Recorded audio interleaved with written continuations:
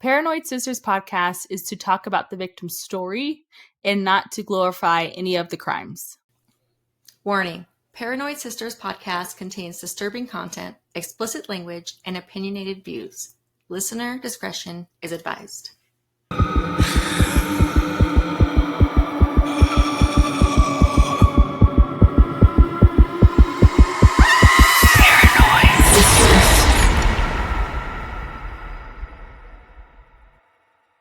Welcome to Paranoid Sisters. I'm Sam.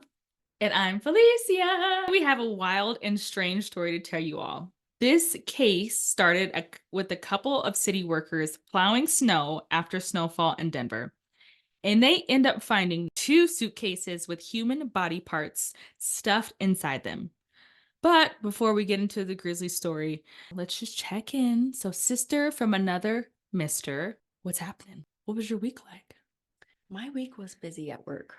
And I don't know how I'm going to handle this upcoming week where we have to go to work 5 days. It's going to be hard. But her ass is going.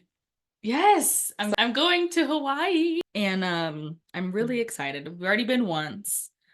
But now we're taking our 2-year-old daughter. So she's seen Moana and we've been getting her all pumped and like excited that she's gonna get to ride on a boat, see turtles and fishies. So we're ready. We're going to be here in Colorado, freezing our asses off because we're supposed to get some type of polar vortex and snow and everything else. So we will be in the sun. I'm sorry. I will not be missing Colorado. Hopefully when I get back, I mean, I'd be okay to get stuck in Hawaii too if we have a crazy snowstorm. If it's going to snow, I just always want it to snow enough where everything's just closed down. I do want to thank those of you who ordered items on the website. Thank you very much. We appreciate it. You can look as fly as us right now, and our Paranoid 15 actually is no longer in effect, so you can't get your deal. However, there is another something coming up. I had made a Paranoid pink sweatshirt for Valentine's Day. So if you guys have some paranoid loved ones that you want to spread your paranoidness to, then feel free. I don't know. Is that a word? It's going to be a word today. So yeah, get what you can. I don't know what the discount will be. We got to talk about it. I'm thinking maybe 20% off since it's like the love day. I'm good with 20. They're probably good with 20. I'm sure. So check out that. And I think the hoodie's super cute. And there's also a pink crop top that says Paranoid Sisters on it too. So if you do want to get a little fancy, then that's on there. So get your merch if you haven't yet. But if you have, or you're still waiting on it, when you get it, please make sure to tag us when you wear it because we want to see it. We can post you all over our social media and our website. Okay. Yeah. We get back to these city workers who found 2 websites or website. What am I talking about? 2 suitcases. Yes, sis. Let's get into it. All right. Let's get into this wild story. On the chilly morning of December 29th, 2020, so that was not too long ago, an unsettling discovery unfolded on the 1700 block of South Java Way in the Marley neighborhood. 2 Denver Parks and Recreation employees stumbled upon 1 purple suitcase and 1 black suitcase. What is that word? Anyways, Ominously abandoned by the road while they were plowing the city sidewalk. One of the city employees opened the purple suitcase and saw a human foot. They immediately called 911, which what else would you do if you found a foot? Can you imagine? No. Homicide detectives Adam Golden and Eric Bueno arrived at the scene around 8 a.m. Adam Golden observed that the purple suitcase contained a United Airlines baggage claim sticker, and underneath the barcode had the name Satterway and the abbreviation DEN for Denver International Airport was affixed. So this dumbass person didn't even think to take the tags off his suitcase. Okay. Oh. We talk about this all the time with these criminals. They're not the brightest. Yeah. The investigators begin to open the purple suitcase, which contained a human foot and leg. Then they opened the black suitcase and what happened to be a human torso of an unknown white male. Oh my God. That's so horrible. Both of the suitcases were transported to the Denver office of medical examiner. Yes. During the postmortem examination of the body, in the black suitcase was a torso wrapped in a black trash bag with duct tape to secure it. In the purple suitcase was a right leg, a left upper thigh wrapped in black trash bags. The victim's head, left arm, right arm, and left leg were not located. Because this story is like absolutely crazy. The cause of death was not immediately apparent. Obviously, he was chopped up afterwards. The dismemberment appeared to have happened after the victim died. The victim was not identified at this time, and the suitcase handles were later swabbed for fingerprints. Like, what would you do if you stumbled upon a suitcase? My ass would probably be nosy, and I would be like, let me see what's inside of it, thinking that it might be something good. When have you ever heard of a suitcase on the side of a road or washed up? There was one, it wasn't like on the side of the road. I guess it was sitting there for like weeks. Why didn't you call the cops? Because first of all, it's probably this guy's missing head and what was missing. But it was like a smaller black suitcase, and it was in front of somebody's house, and it was near the trash cans. I assume that the trash. Oh, down the street. Yes. Oh, black suitcase. Yes. Sitting there forever. Yeah. Okay. So it wasn't like on the side of like a rural road where someone just like dumped it out. No. Yeah. Okay. That's different. But where the fuck is the rest of the body? What just happened? He said, fuck it. I guess nothing that's going to identify him too much. No hands. He left his name on the suitcase. So I guess it could go two ways, right? It could be the person inside the suitcase, or it could be the person who chopped him up, right? Like either way, right? If you're the detective, the rest of him could have been thrown in like a dumpster. True. That happens a lot. Who knows? He could have been a cannibal and ate him. We don't know. Yeah. We'll see. But I would say, I was thinking about maybe the smell, but if it was super cold. Yeah, it was in December. So you just think maybe like all this is going to be frozen. You won't smell the stench as if it was, summer night or summer morning. While the detectives were processing the scene, Detective Bueno asked a nearby neighbor where the suitcases were found to view her Waze surveillance video. The motion-activated video showed on December 28th at 7:51 p.m., about 12 hours before the suitcases were found, a dark SUV is seen pulling over to the west side of the street, but is out of frame. This was the only motion that was caught on camera that triggered it to record in the evening on December 28th, and until the city employees obviously found the suitcases. So the police are now looking for a suspect with a dark SUV. Okay, so sorry, did I miss this? Where was this at again? It's in a neighborhood? Marley neighborhood. Okay, so we don't know, like, as far as like the neighborhood goes, like we don't know if it's kind of like not a rural neighborhood, but an area that, the houses aren't like a typical subdivision where it's like house. Correct. Okay. I don't know. I did not look it up. Continue their investigation. Detectives contact DIA to get additional information related to the baggage claim sticker. So it is not the big baggage claim receipt that you put on your handle, but more so a small barcode sticker. Oh, the one they stick on like the side of your suitcase? Yes, in the random place on your luggage. So these stickers actually link the bag to an individual traveler and airline ticket, as well as details about your airline, flight, and date of travel. The sticker was associated with United Airlines flight and landed on December 21st, 2020 at 8:53 a.m. Police checked to see if anyone reported their luggage stolen from the flight to the time the suitcases were found. No one had actually reported any luggage being stolen around that time. The police contacted the owner of the suitcase, and it belonged to who we will call Mr. Satterwhite. Mr. Satterwhite stated that he went to Denver to visit his son, Benjamin Satterwhite, on December 21st, 2020, because he was having issues with drugs and he was in and out of prison. Benjamin's father, Mr. Satterwhite, would put old clothes and shoes into his purple suitcase to give to him. On December 23rd, Mr. Satterwhite picks up Benjamin to take him to Costco to get groceries and food, and Benjamin tells his father, Mr. Satterwhite, that there's another couple that used to live with him, but he kicked them out. There was no reason why, or maybe he was just checking on him to see, like, hey, what about that couple that lived with you? How are they doing? And he was like, oh, well, they're not there anymore. I kicked them out. So the son kicked the couple out. Correct. Okay. And where was his son again? Denver. Okay. Okay. So, All right.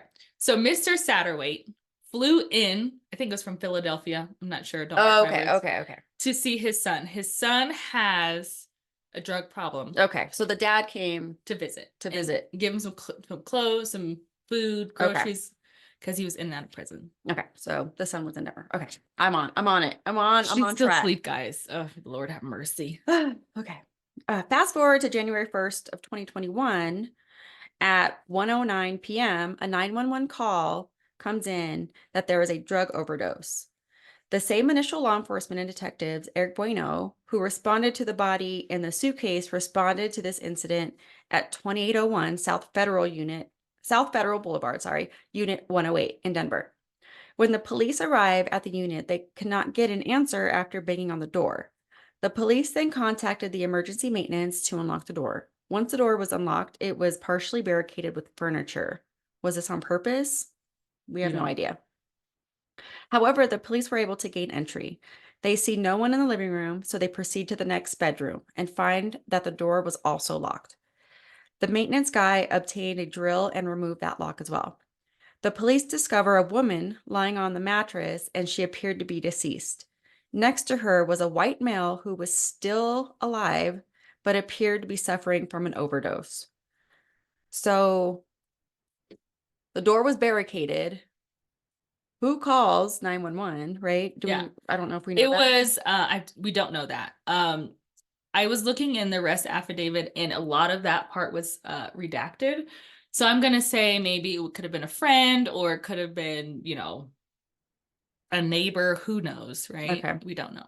Because I'm thinking like someone inside would have had to push the furniture up against the door, but we don't know how the layout. So who knows? It could have been Benjamin that called the cop. Hell if I know. True. All right. The male was transported to Swedish Medical Center. Detective Bueno asked the police to try to ID this male with a fingerprint reader while he was at the hospital. The man was identified as Benjamin Satterwhite. Coinkadink. After investigating further, the woman was later identified as Benjamin's girlfriend. When Detective Bueno entered into Benjamin's apartment, he discovers items in the living room.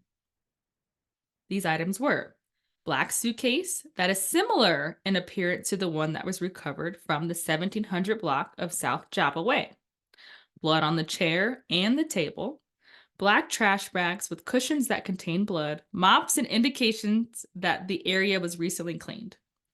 The detectives immediately secure an application for a search warrant. The search warrant was approved at 5:23 p.m. on January 1st, 2021, and the search was conducted at 6 p.m., so about 30 minutes later. They moved quick. During the search, detectives also find blood in the bathroom and on the tub, blood on the right side of the couch, amount consistent with some type of fatal trauma, a Walmart receipt, packaging to the hacksaw and hacksaw blades.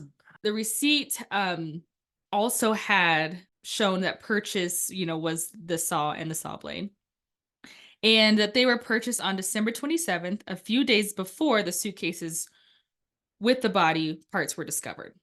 A bloody hacksaw blade, a bank card with the name Joshua Lockhart, and 2 cell phones.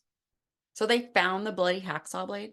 Yep. In the apartment? Yep. So they didn't even get rid of that? I think it's pretty obvious that this Benjamin Satterwhite had something to do with these murders. Well, it's weird that this name, I feel like it's not very common, right? So it's so strange that these detectives are called out twice, the same exact detectives investigating the suitcases and then also investigate this overdose, which is super strange. Was this stuff just laying around? What the fuck? I mean, they're drug addicts, right? But the smell of blood. I'm just picturing the hacksaw. Yes. That to me is horrible. I don't know. It grosses me out so bad. So on December 27th, before the suitcases were found, detectives get the surveillance footage for the Walmart trip to see if Joshua indeed bought the hacksaw and blades. In the footage, you see a white male on camera purchasing the hacksaw. the blades, and what happens to be a mop. The detectives note that the male in the video is consistent with Benjamin Satterwhite, not Joshua Lockhart. So he probably bought it with his debit card, and that was probably the name on the receipt. That was also the name on the debit card. The detectives note that the male in the video is consistent with Benjamin Satterwhite, not Joshua Lockhart, but can't be 100% confirmed because this was during the pandemic and the male has a yellow mask covering his face. I feel like a lot of people got away with a lot of shit during the pandemic. Remember that couple that was kicked out of Benjamin's apartment? One of the old roommates was actually Joshua Lockhart. So where's Joshua Lockhart? So this is after, now they're investigating everything. Detectives went to Joshua's home and were not able to make contact at his residence. Detectives then reached out to a witness and asked when was the last time they saw Joshua, and they stated they haven't seen him since December 26th. So now all the timelines kind of lining up now. Detectives also contact Joshua's friends, and they state that they haven't seen him since Thanksgiving, and he was actually putting up his Christmas lights when they saw him last. The friend also tells detectives that Joshua was addicted to meth and was homeless on occasions. He was last known to live at a rehab facility in Lakewood, Colorado. So he's just down on his luck, and I feel like, and you know, typically people who are homeless are, I mean, they're hard to locate. You know where I'm at. Yeah, detectives then reached out to the rehab facility to get more information, and they confirmed that Joshua was recently living there, but not any longer. Joshua was kicked out of the program around December 11th, 2020, for messaging a woman he met in Alcoholics Anonymous, which is a violation of the rehab's rules. A couple days later, after being kicked out, Joshua picked up his items. The rehab's contact provided detectives with Joshua's phone number. Detectives tried to contact him via phone, but they don't have any luck. Detectives were able to obtain a driver's license for Lockhart. On January 4th, the detectives contacted the last known employer of Joshua.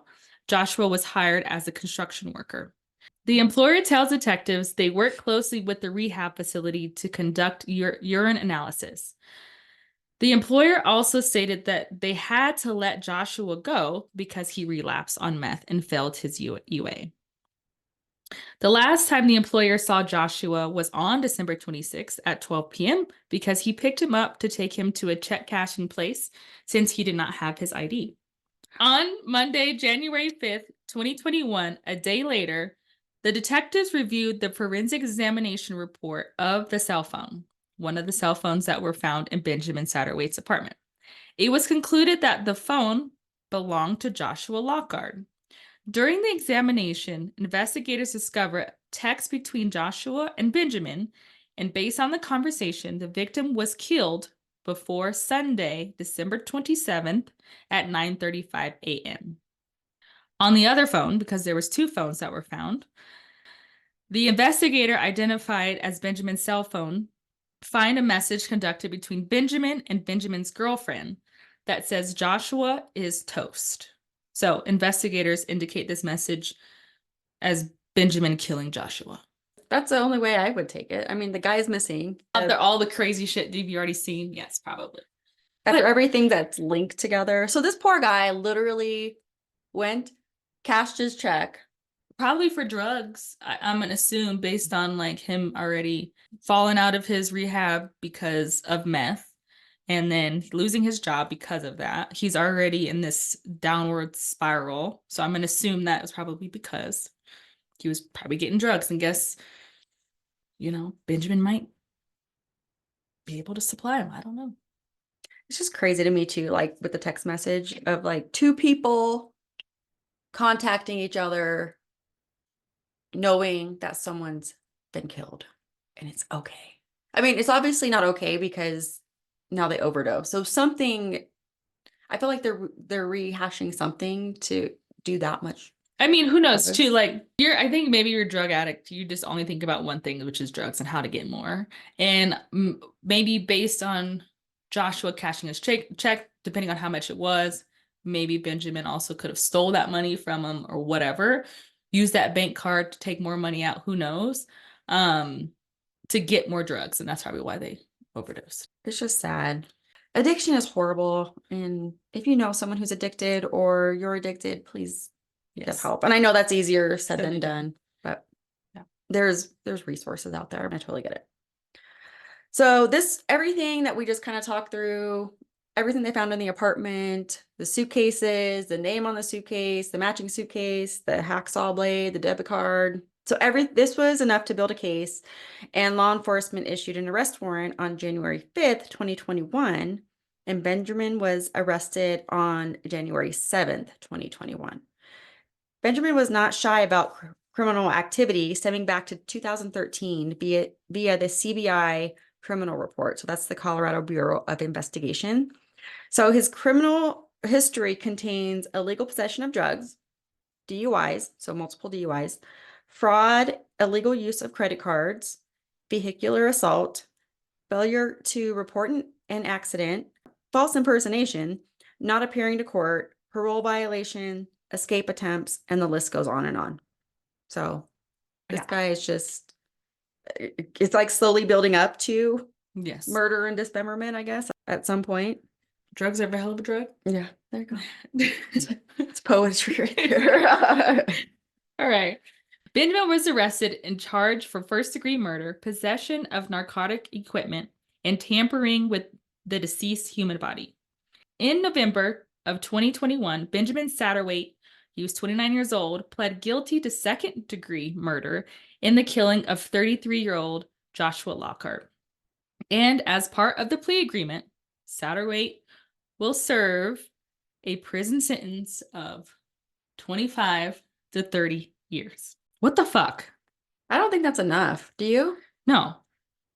With all his previous criminal history and charges, and now murder, how is 25 to 30 years enough? It's not. He's clearly not being rehabilitated. People are still in jail right now in prison for weed, for selling weed. He chopped the man up. Like, if that has to be anything, like, that is something that he should never be up for parole. I doubt he'll get parole, knowing everything that he had, but still, just the thought, right? I don't know. Okay. Well, I do know that they still count, the time served. So, he was in prison, I guess, for 310 days. Yeah, so that counts towards his 25 to 30. Correct. I don't know. I feel like there's so much more that happens in the world today, or less than what happened, and people still get life. If we have a mandatory sentence, if you kill someone and chop them up, it's just life. You're not ever without parole. Happened. Because people doing addicted to drugs, right? They're like you said, they're only thinking about one thing. Yeah.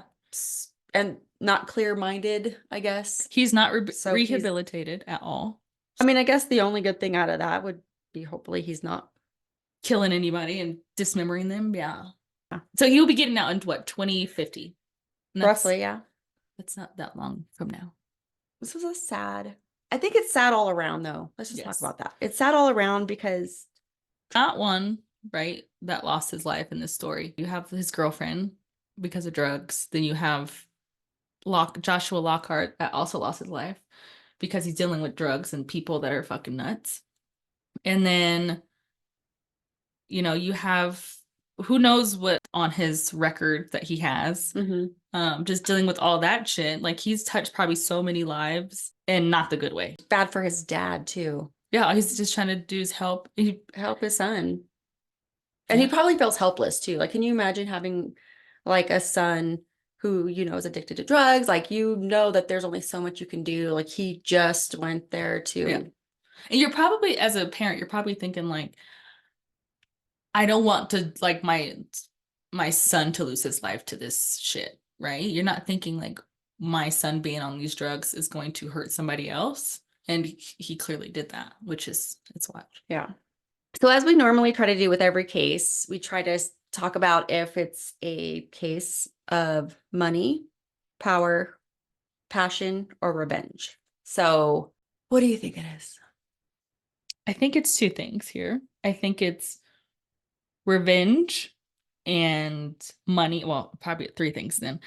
Money, revenge, and probably passion. Money obviously is the number one factor here. I think when you're in that type of state that all you're trying to do is figure out your next move. And in this case, it's drugs. So he's trying to gain as much possibly money. He's stealing money to get as what he wants in the end, which is more drugs. And then revenge. We don't really know the history between Joshua and Benjamin.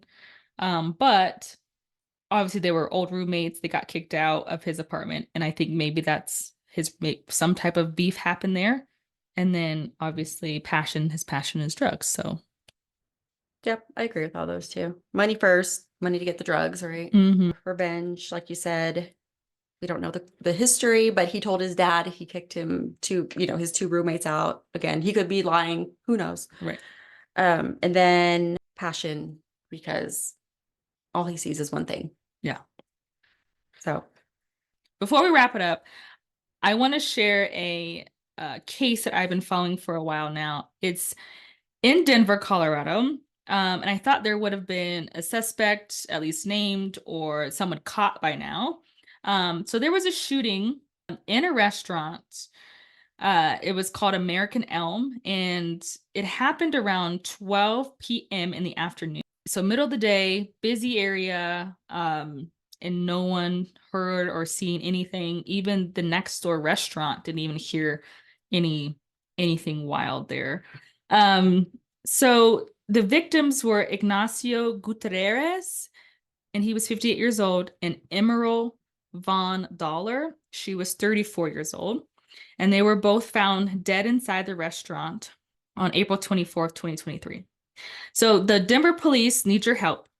So it's been going on, since the beginning or the middle of last year. So there's been a reward that's been increased multiple times. And right now, they're looking for someone that's, any information. So someone that saw something, no matter how small, you can remain anonymous and you can be eligible for a reward up to $32,600. So if you guys heard of anything, seen anything, definitely let them know. There's also some GoFundMe's out for them. I can don't have them here, but I'll link them in the description. So if you guys have anything there, let us know. But I want to talk about that real okay. quick. So I was watching some of the coverage that some of the Denver stations did for them. Ignacio, who went by Nacho, he seemed like he was just a very humble and giving person, just some of the stories they were sharing.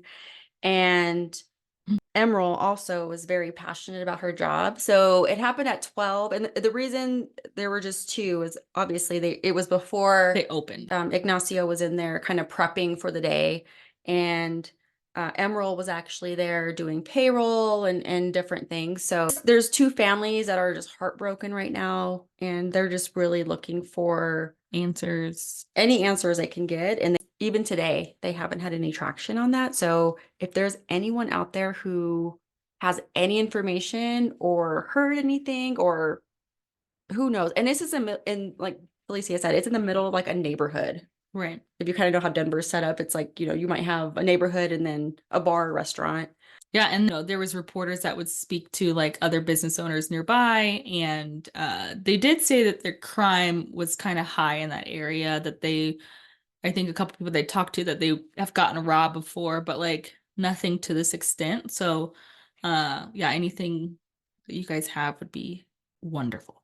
I didn't hear anything like in the news that it was actually like a robbery that they got money from. So somebody knows something. Yeah. Very good.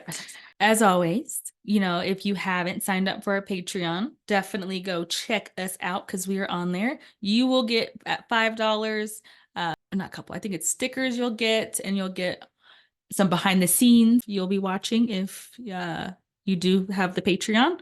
There also is a $20 option, so which will give you a little bit more. I think it'll get you a t-shirt and a couple other things too. I don't have them listed. I probably should know this by heart, but I don't. We forgot to mention last week, we did, or 2 weeks ago, the winner of the contest on Instagram, and we'll probably be doing one for Valentine's Day. So if you did want to get into the contest, make sure to check us out on Instagram, follow us, And then also, it could be on Instagram, Twitter, now on YouTube. So always be on the lookout for some good goodies. So keep subscribing and keep following us. There is a new hoodie out, Valentine's Day hoodie.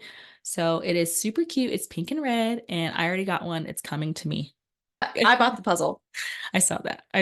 All right. Well, Thanks for bearing with us this first. this is rough. Yeah, our first video. And I don't like to be on video, but This is rough. It would only get better, We kind of know how maybe we started flustered too because the whole tech issue. Yeah. And everyone texting us, even though we told them, don't text us. Yeah. They don't care about our lives. So lock your doors and stay paranoid. And what the fuck is wrong with people?